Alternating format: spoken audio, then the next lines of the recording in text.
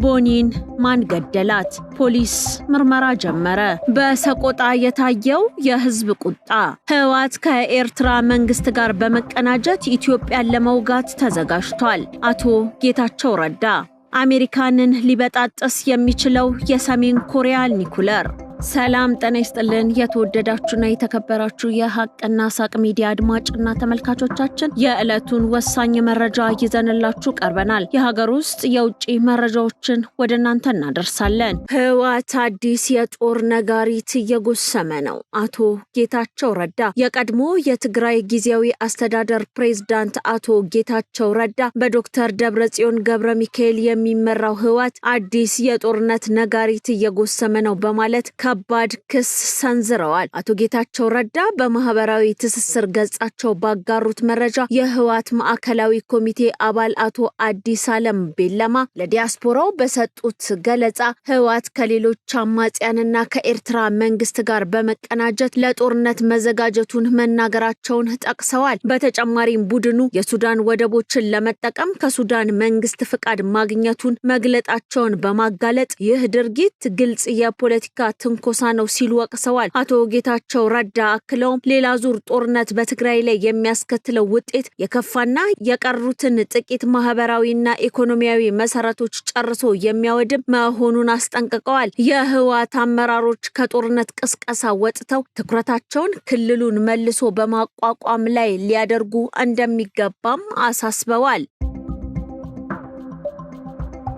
ከመደበኛ ታሪፍ በላይ በሚያስከፍሉ አሽከርካሪዎች ላይ እርምጃ እየተወሰደ ነው። በትራንስፖርት ስምሪትና ትራፊክ እንቅስቃሴ ላይ የሚስተዋለውን ህገወጥ ተግባር ለመከላከል የተቀናጀ ቁጥጥርና ህግ ማስከበር ስራ እየተሰራ ይገኛል። በሁሉም የክልሉ አካባቢዎች በህገወጥ የትራንስፖርት ስምሪት ተሰማርተው በተገኙና ከታሪፍ ውጪ በሚያስከፍሉ አሽከርካሪዎች ላይ ህጋዊ እርምጃ እየተወሰደ እንደሚገኝ ተነግሯል። ከመናኸሪያ አካባቢ ባሉ ሁለት ደላሎችና ሁለት የመናኸሪያ ስምሪት ባለሙያዎች ጋር በመመሳጠር ከአዴት ወደ ገለጎ ከተማ ለመጓዝ በህገወጥ መንገድ ከታሪፍ በላይ ጭኖ በተገኘ ተሽከርካሪ ላይ ህግ የማስከበር ስራ ተሰርቷል። ከአዴት ባህር ዳር ገለጎ የመደበኛ ታሪፉ 1300 ብር መሆኑ እየታወቀ ተሳፋሪዎች 4100 ብር እንዲከፍሉ በማድረግ ትርፍ በመጫን ከ100 ተሳፋሪዎች በአጠቃላይ 41000 ብር በላይ በህገወጥ መንገድ እንዲከፍሉ ተደርጓል። ተሽከርካሪው መለስተኛ የህዝብ ማመላለሻ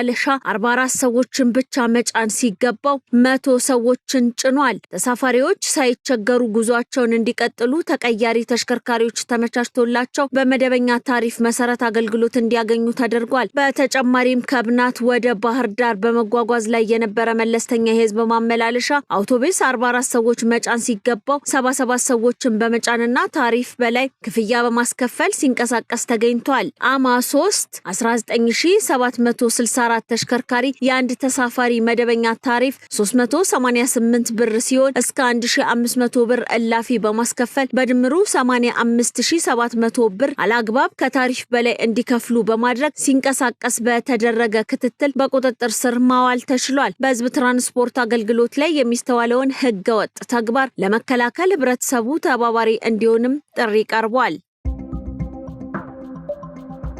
ህገ ወጡን የህወሓት ቡድን በህዝብ ላይ እያደረሰ ያለውን ግፍ የሚቃወም ሰላማዊ ሰልፍ በሰቆጣ ከተማ ተካሄደ። በአማራ ክልል ዋግ ኽምራ ብሔረሰብ አስተዳደር ሰቆጣ ከተማ ህገ ወጡ የህወሓት ቡድን በህዝብ ላይ እያደረሰ ያለውን ግፍ የሚቃወም ሰላማዊ ሰልፍ በሰቆጣ ከተማ ተካሂዷል። ዛሬ በማለዳ ወደ ሰልፉ የወጣው ህዝቡ ህገ ወጡ የህወሓት ቡድን የፕሪቶሪያውን የሰላም ስምምነት በመጣስ በህዝብ ላይ እያደረሰ ያለውን ግፍ እያወገዘ ይገኛል። በዋግ ኽምራ አበርገሌ የሚፈጸመውን ዝርፊያና ግድያ ሊያወግዝ ይገባል። የህገወጡ ህወሓት ቡድን ትንኮሳና ሽብር ለዋግ ኽምራ ለኢትዮጵያ ሰላም እንቅፋት ነው። የዋግ ኽምራ ህዝብ ዲሞክራሲያዊ ፍላጎቶች ይከበሩ የሚሉ መልእክቶች እየተሰሙም ይገኛሉ። በተጨማሪም የዋግ ኽምራ ህዝብ ሆይ ምርጫችንን በሽብር ለማደናቀፍ የሚሹትን ነቅቶ በመጠበቅ በጋራ እንመክት። በህገወጡ ህወሓትና በተላላኪዎቹ ሴራ ሀገራዊ ምርጫችን አይደናቀፍም። በህዝብ ላይ የሚፈጸም ዝርፊያና ግድያ ምርጫን የማስተጓጎል የውክልና ጦርነት ነው የሚሉና ሌሎች መልእክቶችም ተስተጋብተዋል። በሰልፉ ላይ በብሔረሰብ አስተዳደር የሚገኙ የከተማ ነዋሪዎች፣ የወፍላ፣ የኮረም፣ የዛታና የአበርገሌ ተፈናቃዮች ተሳታፊ ሆነዋል። 28 በመቶ የሚሆኑ እናቶች ብቻ የድህረ ወሊድ የቤተሰብ እቅድ አገልግሎት ተጠቃሚ ሆነዋል ተባለ። በደቡብ ኢትዮጵያ ክልል ባለፉት 9 ወራት 179343 እናቶች በጤና ተቋም የወሊድ አገልግሎት ያገኙ ሲሆን ከነዚህ ውስጥ 50323 ወይም 28 በመቶ የሚሆኑ እናቶች ብቻ የድህረ ወሊድ የቤተሰብ እቅድ አገልግሎት ተጠቃሚ መሆናቸውን በደቡብ ኢትዮጵያ ክልል ጤና ቢሮ የቤተሰብ እቅድ የአፍላ ወጣቶች ጤና ፕሮግራም አስተባባሪ አቶ አብርሃም ወንድሙ ተናግረዋል። ይህ ካለፈው ዓመት ጋር ሲነጻጸር መሻሻል የታየበት ቢሆንም በበጀት ለማድረስ ከታቀደው 32 በመቶ አንጻር ዝቅተኛ መሆኑ ተገልጿል። ዝቅተኛ የድህረ ወሊድ የቤተሰብ እቅድ አገልግሎት ተጠቃሚነት ካለባቸው ዞኖች አሌ፣ ኮሬ፣ ጋርዱላ፣ ቡርጂና ኮንሶ ዞን ግንባር ቀደም መሆናቸውን አቶ አብርሃም ወንድሙ ተናግረዋል። እርግዝና ጤናማ እንዲሁም የእናቶችና የህፃናትን ሕክምና ስቃይ ብሎ ሞትን ለመቀነስ የድህረ ወሊድ የቤተሰብ እቅድ አገልግሎት ለተጠቃሚዎች ተደራሽ ለማድረግ የክልሉ ጤና ቢሮ ከተለያዩ አጋር ድርጅቶች ጋር እየሰራ መሆኑም ተጠቁሟል። የአዲስ አበባ ፖሊስ በታዋቂዋ የዲጂታል ይዘት ፈጣሪ ቦንቱ ዋቅቶላ ወይም ቲክቶከር ቦኒጄ ህልፈት ዙሪያ ሰፊ ምርመራ መጀመሩን አስታውቋል። ወጣቷ በአዲስ ከተማ ክፍለ ከተማ በሚገኝ መኖሪያ ቤቷ ህይወቷ አልፎ መገኘቱን ተከትሎ ፖሊስ የሞቷን ትክክለኛ መንስኤ ለማረጋገጥ የህክምና ምርመራ እያከናወነ እንደሚገኝ ቢቢሲ ኦሮምኛ ዘግቧል። ምርመራው የህክምና ውጤቱና ወጣቷ ከህልፈት በፊት በማህበራዊ ሚዲያ ያጋራችውን የቪዲዮ መልእክት መሰረት ያደረገ ነው። ምንም እንኳን የመጀመሪያ ደረጃ መረጃዎች ራሷን እንዳጠፋች የሚያሳዩ ቢሆኑም ፖሊስ የመጨረሻውን የምርመራ ውጤት እየተጠባበቀ መሆኑ ተገልጿል። ከ800 ሺህ በላይ ተከታዮች የነበሯት የቲክቶክ ባለሙያ ቦኒ በቅርቡ በራሷ ህይወት ላይ የወሰደችው አሳዛኝ እርምጃ በማህበራዊ ሚዲያ ተጠቃሚዎች ዘንድ ትልቅ ውይይትና ስጋትን ፈጥሯል። ወጣቷ ከመሞቷ በፊት በለቀቀቻቸው የቪዲዮ መልእክቶች የተሰማትን ተስፋ መቁረጥ ገልጻለች። ይህ ክስተት በማህበራዊ ሚዲያ ላይ የሚታዩ አርቲፊሻል የኑሮ ዘይቤዎች በወጣቶች አእምሮ ላይ እያሳደሩ ያሉት አሉታዊ ተጽዕኖ በግልጽ ያሳየ ሲሆን በችግር ጊዜ የመንፈሳዊ ድጋፍና የማህበራዊ መተሳሰብ አስፈላጊነትን አስታውሷል። የጦርነት ደመና በትግራይ ብሪታንያ የአውሮፓ ህብረት ያስተላለፉት አስቸኳይ ማስጠንቀቂያ በትግራይ ክልል ዳግም እያገረሸ ያለው የፖለቲካ ውጥረት ዓለም አቀፉ ማህበረሰብ በከፍተኛ ደረጃ ስጋት ላይ ጥሎታል። በአዲስ አበባ የሚገኘው የብሪታንያ ኤምባሲና የአውሮፓ ህብረት ባወጣው አስቸኳይ መግለጫ በክልሉ ዳግም የሚጀመር ማንኛውም ግጭት ለትግራይ ለኢትዮጵያና ለቀጠናው አውዳሚ እንደሚሆን አስጠንቅቀዋል። ውጥረቱ እንዲረግብና ወገኖች በአስቸኳይ ወደ ንግግር እንዲመለሱም ነው ጥሪ የቀረበው። ህወሓት ከ6 ዓመት በፊት የነበረው ምክር ቤት ወደ ስራ ለመመለስ መወሰኑን ተከትሎ የግጭት ስጋት ዳግም ካንዣበበ በኋላ ነው። ለዚህ አዲስ አለመግባባት መነሻው ህወሓት የፌዴራል መንግስት የጊዜያዊ አስተዳደሩን ፕሬዝዳንት የሌተናል ጀነራል ታደሰ ወረደ የስልጣን ቆይታ ለብቻው አራዝሟል በሚል ያቀረበው ክስ ነው። ፓርቲው ይህ ውሳኔ የፕሪቶሪያውን የሰላም ስምምነት ያፈርሳል ሲል ቢከስም የፌዴራል መንግስት ግን ውሳኔው ህጋዊ መሆኑን ገልጿል። ይህ የቃላት ጦርነት ወደ ተግባራዊ ግጭት እንዳያመራ የሰላም ስምምነቱ አደጋ ላይ የሚጥሉ እርምጃዎች እንዳይወሰዱ ዓለም አቀፍ ተቋማቱ በጥብቅ አሳስበዋል።